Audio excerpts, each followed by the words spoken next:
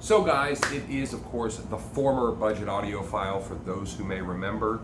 I'm going to be back with a few videos over the next couple of months, sort of sharing my opinion on things, but I wanted to sort of kick off and sort of follow the crowd that's been going on with, of course, the mofi controversy and sort of share my opinion. You know, I commented on a few people's video regarding it. I think I did the one that, well, the interview with Michael Framer, and Michael Framer, in my opinion, in that video kind of comes across, let's be frank, kind of comes across as sort of a jackass. Not necessarily bad, but he comes across as trying to defend the situation by claiming that the interviewer, Mr. Esposito, is in fact not qualified to give the interview, and perhaps that's not necessarily true. But my opinion of the situation, and it's of course what I commented on, is what the heck difference does that make? You got a guy, he's asking questions. What kind of difference does it make? What kind of background or professional credentials he has? You know, it sounds to me like Michael Framer, his whole intention of making that critique on Mr. Esposito was the sensation that I got from it was that he was saying it should have been a qualified interviewer.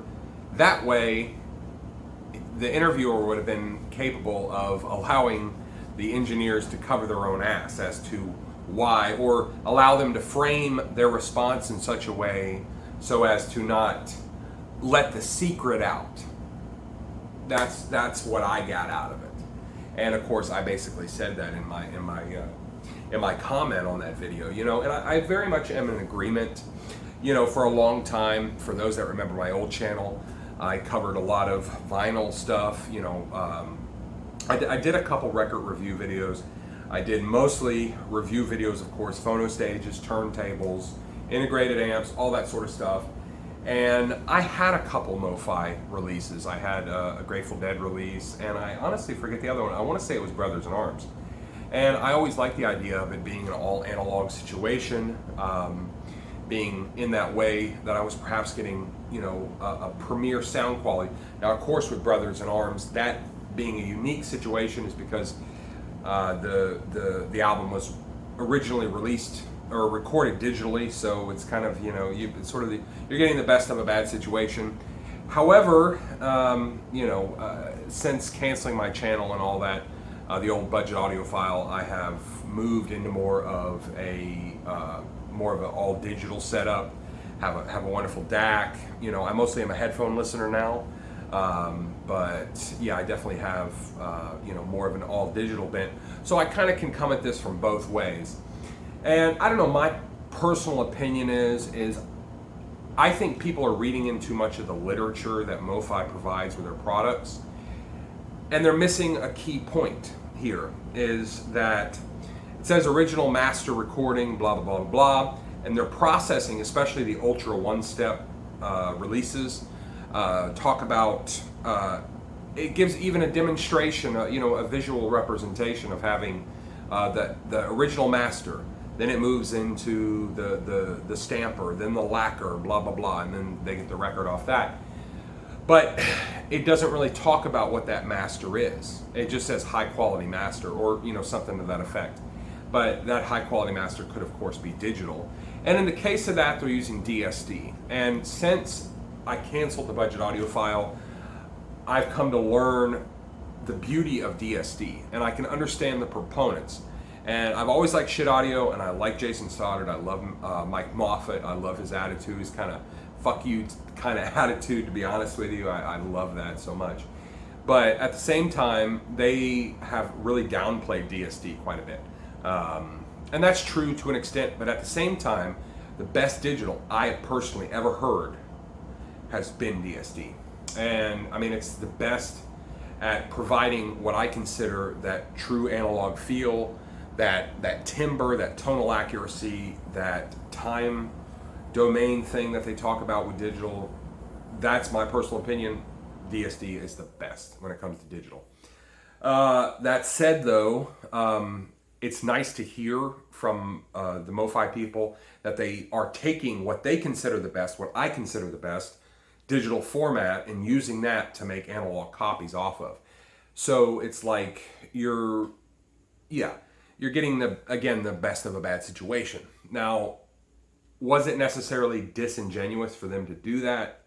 Hell yeah. Uh, from a business perspective, I can see it. The engineers in the review or in the interview, they talk about, only having contractually, let's say they get something from Sony, from the Sony archives or whatever. They're going to get the old, I don't know, the whatever album, and they want to make this one-step thing with it, right? So contractually, they call up Sony. They say, hey, we want access to the master tape or so and so. Here's $1 million, whatever it cost. We need to make a copy of the original master tape. Now, of course, the master tape at this point, the album was put out in 1967, is 55 years old. So, actually probably 56 years old because it was released in 67, but it actually was recorded in 66. So, given the age of the thing, it's been sitting up. And there's only so many times that you can play those analog tapes before they start to, deteriorate, unfortunately. And obviously at this point, there's been so many releases and re-releases and remasters of this stuff that analog tape has probably been played more times than none. So obviously Sony is concerned with that. They don't want to lose that. They have to limit access to it. They say, hey, fly your guys out here. You have 1 hour with the tape or whatever it may be. You guys bring whatever equipment you need to make the copy. And, we have a back room. It's sort of like a live, whatever. But anyway, and so I can understand it from that perspective. They do what they can within the limits of what they're allowed to do. That said, though, I feel like MoFi could have been a bit more transparent in that respect, especially when it came to packaging. One guy in one video commented on, I forget which one, but was talking about there should be a label, because the way MoFi structured or worded it, the engineers they said, well, some releases are the DST copies and some releases are actual factual analog things, and okay, great, that's perfect. And so, I can't help but feel that one of the guys mentioned that, oh, there should be a sticker or a label on there. You have a gold sticker, which means it's a pure analog product. It came from analog master, recorded to analog tape, and produced in that way. And then you have, the black label, and the black label or whatever it may be, the silver label. It could be anything, really. That actually is the one that's copied from a digital source. You're still getting the classic MoFi promise of great fidelity, of fantastic engineering and mastering that brings out the best of those recordings.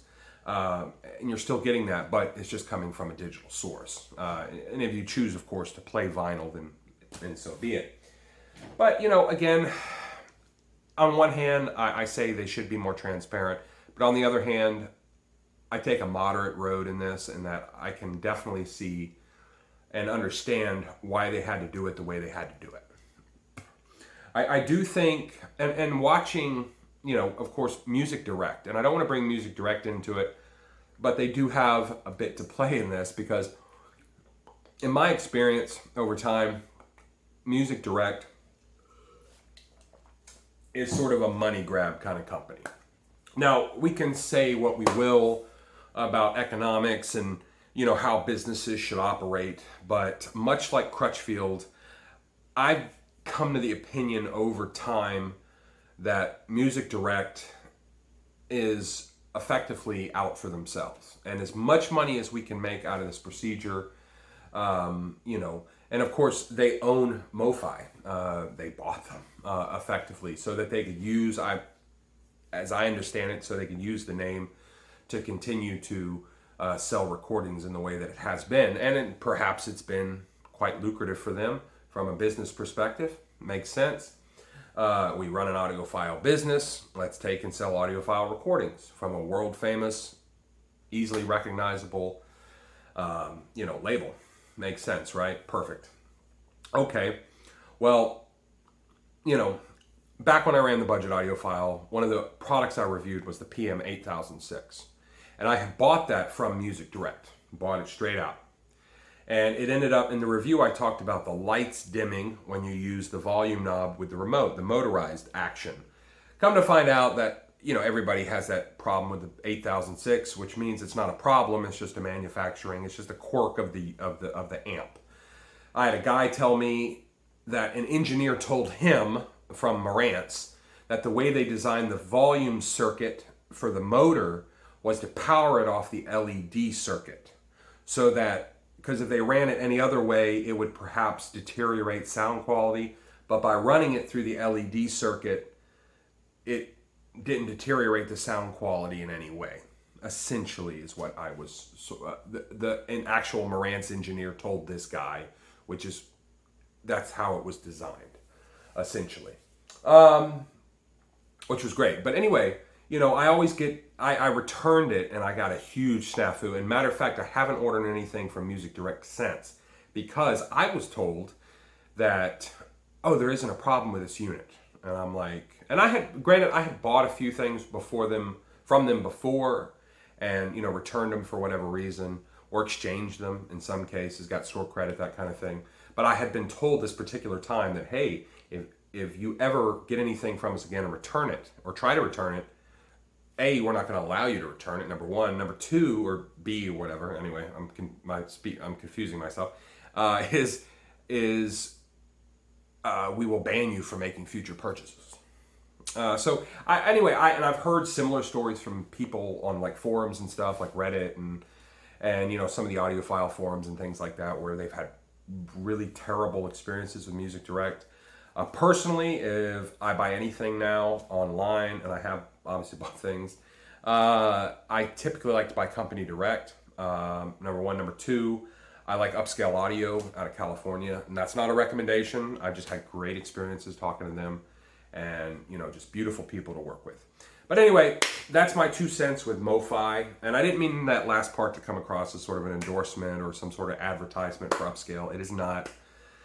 I was just saying, from my experience, if you're gonna, and this is having been buying stuff online for 5 years now, and buying it, and and maybe exchanging it and all this kind of stuff, and dealing with these companies, the best experience I've had has been Upscale. But suffice it to say, I'm sort of back, kind of. I'm possibly going to be putting out more videos, and over the next couple of months, sharing my system, what I currently use. You might be able to see the JBL Studio 530s behind me. In any case, that's it for now. Subscribe if you guys want to subscribe again. I appreciate it. Certainly I do. If you guys want to leave a comment regarding, sort of your thoughts on the whole situation, and I'm sure you will, because these videos have been blowing up. And I didn't mean to do a video to blow up as well, but I just kind of wanted to share my thoughts, having sort of been in the game for a while, and and that sort of thing. But anyway, take care and stay solid.